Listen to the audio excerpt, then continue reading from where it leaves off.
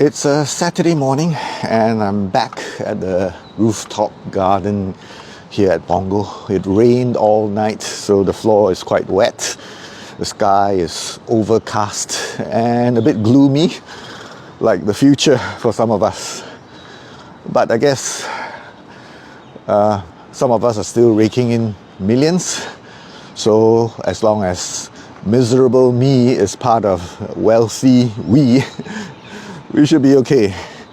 All right, let me find a nice spot to record today's video. It started to rain, so here I am inside the car park. Believe it or not, there is no shelter inside the rooftop garden. All right, a month ago there was a crackdown on foreign drivers operating PHVs in Singapore.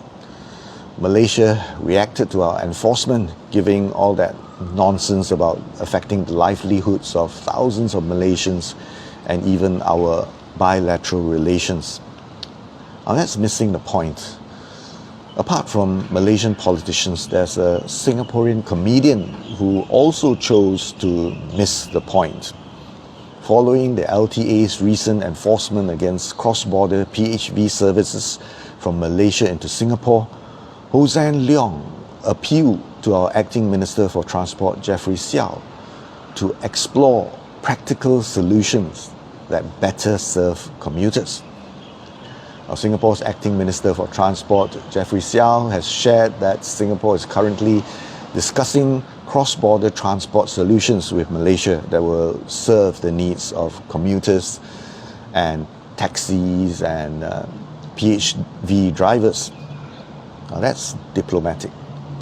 Singapore is for everybody, right?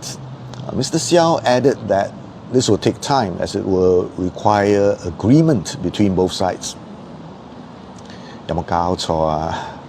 Again, I have the privilege of not being a politician. I can take as much umbrage as I like.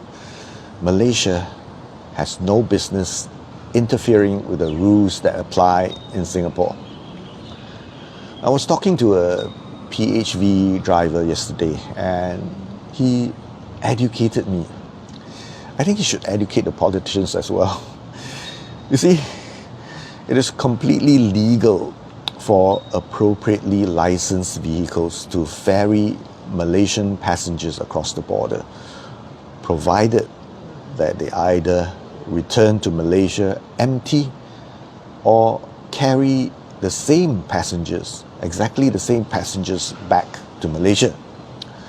There was practically no enforcement in this area, so many of these Malaysian drivers went into a feeding frenzy, picking up passengers all over the island before going home without having to pump expensive petrol and fulfill a 3/4 tank rule. Now see how these foreigners take advantage of our local PHV drivers. Protecting our people against such exploitation, is it called xenophobia? Now, the government can't be stupid. It's the PLPs who are stupid until there is a dent in their rice bowls.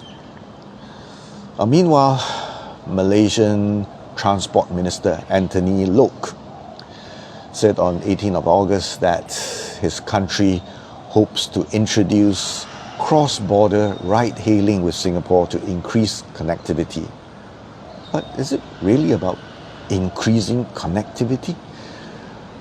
Why don't people operate budget hotels for domestic workers to rest and relax on their days off? Hey, it's just for them to rest and relax. What are you thinking? Employers should support such facilities, right? People on the ground have already observed how Malaysian cross-border vehicles are already breaking the rules. Now what if you legalize and liberalize?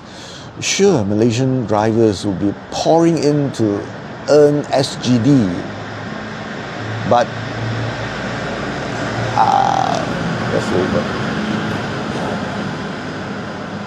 But would a Singaporean driver cross the border to earn ringgit and bring it back home? our experts say that for cross-border ride-hailing services between Malaysia and Singapore to become a reality, a slew of regulatory and cost differences as well as enforcement mechanisms will have to be worked out. Now, I'm not sure it's worth the trouble, but the bottom line here is the interests of Singaporean drivers must not be jeopardized.